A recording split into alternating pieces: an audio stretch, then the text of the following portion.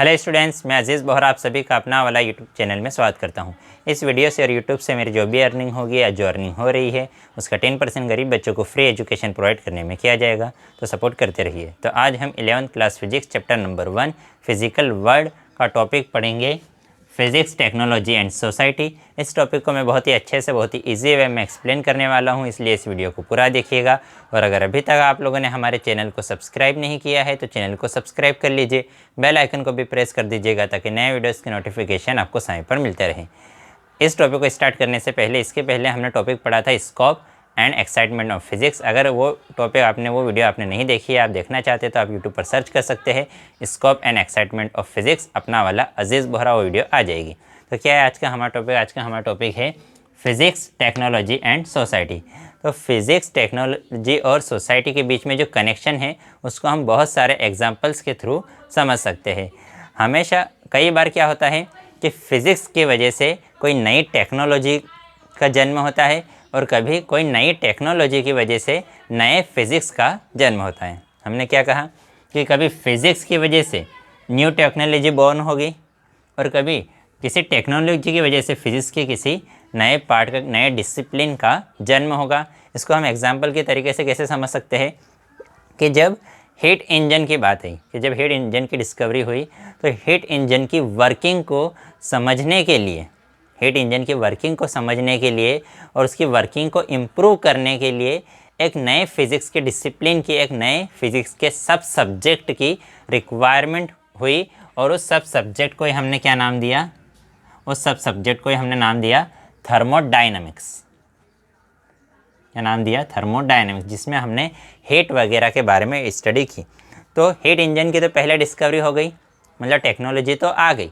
उस टेक्नोलॉजी को और समझने के लिए हमें फिजिक्स की एक सब सब्जेक्ट की रिक्वायरमेंट हुई, एक डिसिप्लिन की रिक्वायरमेंट हुई। उसी को हमने क्या नाम दे दिया? थर्मोडायनामिक्स। तो यहाँ क्या हुआ? टेक्नोलॉजी से नए फिजिक्स का जन्म हुआ। इसी टाइप से फिज़िक्स से कैसे टेक्नोलॉजी का जन्म होगा? तो देखो, जो इलेक्ट्रिसिटी और मैग्नेटिज्म के बहुत सारे जो बेसिक लॉज एंड रूल्स थे, उसकी हेल्प से वायरलेस टेली कम्युनिकेशन का इन्वेंशन हुआ। कि ये जो वायरलेस टेली कम्युनिकेशन है ये किस पर बेस्ड है? ये इलेक्ट्रिसिटी और मैग्नेटिज्म के जो बेसिक लॉज है उस पर बेस्ड है। तो पहले हमने फिजिक्स में पढ़ लिया, क्या पढ़ लिया? इलेक्ट्रिसिटी को स्टडी की, हमने मैग्नेटिज्म की स्टडी की। साइंटिस्ट ने जब इन चीज़ों की स्टडी की तो इन फिजिक्स के इन कॉन्सेप्ट पर, इस डिसिप्लिन पर बेस्ड उन्होंने टेक्नोलॉजी का इन्वेंशन किया। कौन सी टेक्नोलॉजी?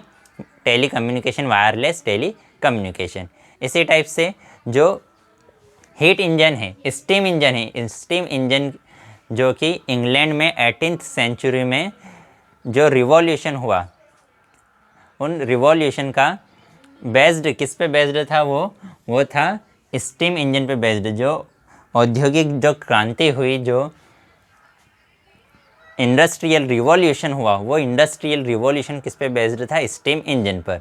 उस स्टीम इंजन के बिना हम इंग्लैंड में 18th सेंचुरी में जो रिवॉल्यूशन हुआ, इंडस्ट्रियल रिवॉल्यूशन हुआ, उसकी कल्पना भी नहीं कर सकते। इसके अलावा जो सिलिकॉन चिप है, सिलिकॉन चिप का जब इन्वेंशन हुआ, सिलिकॉन चिप के इन्वेंशन की वजह से 20th सेंचुरी के लास्ट 30 ईयर्स में, लास्ट 3 डिकेड्स में क्या हुआ?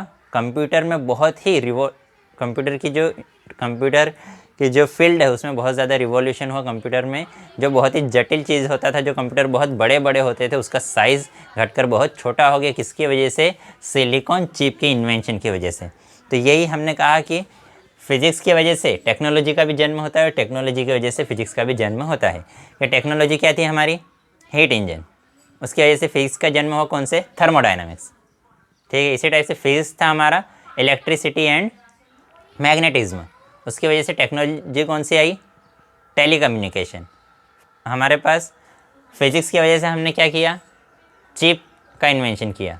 तो टेक्नोलॉजी आ गई हमारे पास चिप, उससे हमने इंडस्ट्रियल वगैरह में और कंप्यूटर वगैरह में बहुत सारा रिवॉल्यूशन हुआ। इसी टाइप से फिज़िक्स का एक मेन इम्पॉर्टेंट रोल कहाँ पर है? जो एनर्जी के सोर्सेज हैं, नए नए सोर्सेज डेवलप करने में। क्योंकि जो हमारे फॉसिल फ्यूल्स है, जैसे पेट्रोल, डीजल, फिर कोल वगैरह, ये एक ना एक दिन ख़त्म होने वाले, धीरे धीरे हमारे अर्थ में वो कम होते जा रहे हैं और एक दिन ऐसा आएगा कि वो ख़त्म हो जाएंगे। तो हमें नए नए रिसोर्सेज की रिक्वायरमेंट है। तो उन रिसोर्सेज के डेवलपमेंट में किसका सबसे इम्पोर्टेंट रोल है? फिज़िक्स का सबसे इम्पोर्टेंट रोल है। फिज़िक्स ने क्या किया? बहुत सारे नए रिसोर्सेज का इन्वेंशन किया, जैसे सोलर एनर्जी, ठीक है, थर्मल एनर्जी, और उसके अलावा भी विंड एनर्जी। बहुत सारी एनर्जीज़ का भी रिवॉल्यूशन हो चुका है, इन्वेंशन हो चुका है, और उसके साथ अभी भी उस पर बहुत ज़्यादा काम बाकी है और वो काम कंटिन्यूसली चल रहा है। फिर बुक में चैप्टर नंबर 1 में इस टॉपिक में एक टेबल गिवन है, उसमें साइंटिस्ट के नाम ये है कि किस साइंटिस्ट ने कौन सी इन्वेंशन किया, कौन सा प्रिंसिपल दिया, कौन सा लॉ दिया, और वो किस कंट्री से था।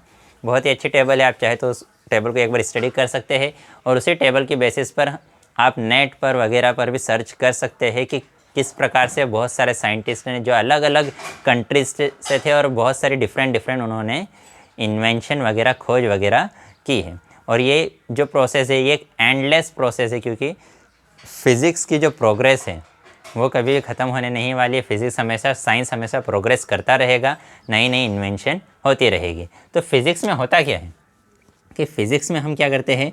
हम नेचर एंड नेचुरल फिनोमेना की स्टडी करते हैं। फिज़िक्स में हम क्या करते हैं? नेचर और नेचुरल फिनोमेना की स्टडी करते हैं। फिजिसिस्ट इन चीज़ों की स्टडी करते हैं। कैसे स्टडी करते हैं? उसके 3 मेन पार्ट्स हैं। एक तो ऑब्जर्वेशन, एक्सपेरिमेंट एंड एनालिसिस। कि सबसे पहले तो अपने आसपास की चीज़ों को ऑब्जर्व करो कि क्या हो रहा है, उस पर बेस्ड एक्सपेरिमेंट करो, और उन एक्सपेरिमेंट का क्या करो? एनालिसिस करो कि हाँ ऐसा हुआ, ऐसा क्यों हुआ, कि ये चीज़ हुई तो उसकी वजह से दूसरी चीज़ हुई। तो ऑब्जर्वेशन, एक्सपेरिमेंट एंड एनालिसिस। फिर उसके बेसिस पर ही जो फिजिसिस्ट है वो बहुत सारे बेसिक लॉज देते हैं कि जो हमारे आसपास जो नेचुरल फिनोमेना हो रहे हैं, वो नेचुरल फिनोमेना को गवर्न करने वाले कौन से लॉ है, कि वो किस लॉ के बेसिस पर वो नेचुरल फिनोमेना गवर्न हो रहा है। कि अगर यहाँ से इसमें कैप को अगर रिलीज़ करूँ तो कैप हमेशा नीचे ही जाता है। अगर किसी भी ऑब्जेक्ट को हम रिलीज़ करते हैं तो वो ऑब्जेक्ट हमेशा नीचे ही क्यों जाता है, इसके पीछे क्या कॉन्सेप्ट है, उस कॉन्सेप्ट को डिस्कवर करते हैं फिजिसिस्ट, साइंटिस्ट डिस्कवर करते हैं और फिर बताते हैं कि हाँ इसके पीछे ये रीज़न है, इसके पीछे ये नेचुरल फिनोमेना वर्क कर रहा है। तो इसके नेक्स्ट जो टॉपिक है, नेक्स्ट टॉपिक में हम फिज़िक्स के जो फंडामेंटल, जो नेचर के जो फंडामेंटल लॉज है, फंडामेंटल लॉज के बारे में डिस्कस करेंगे कि वो जो फंडामेंटल लॉज है उनके पीछे का क्या कॉन्सेप्ट है, उनका नेचर क्या है। जो फंडामेंटल लॉज है हमारे नेचर में, हमारे दुनिया में, यूनिवर्स में जो चीज़ें घटित हो रही है, जो भी चीज़ें चल रही है, उसके पीछे क्या फंडामेंटल लॉज है और उन लॉज का क्या नेचर है, वो लॉज कैसे फिज़िकल फिनोमेनास को गवर्न करते हैं, उनको चलाते हैं। इन सभी चीज़ों के बारे में हम नेक्स्ट टॉपिक में डिस्कस करेंगे। तो आज की वीडियो में इतना ही। अगर वीडियो पसंद आई हो तो लाइक कीजिएगा, अपने दोस्तों के साथ भी शेयर ज़रूर कर दीजिएगा। अगर पसंद ना आई हो तो डिसलाइक कर दीजिएगा। बाय।